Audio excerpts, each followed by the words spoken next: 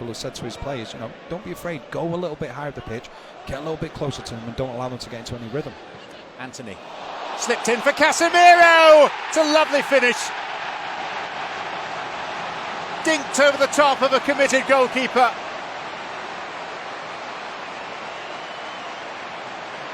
The key to what had previously been a firmly locked back door.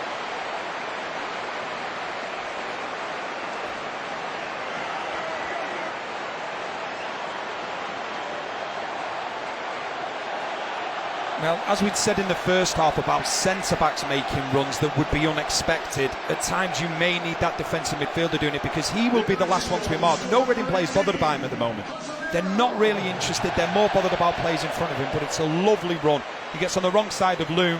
He's not aware quick enough. I'll take nothing away from the finish. It's a magnificent finish.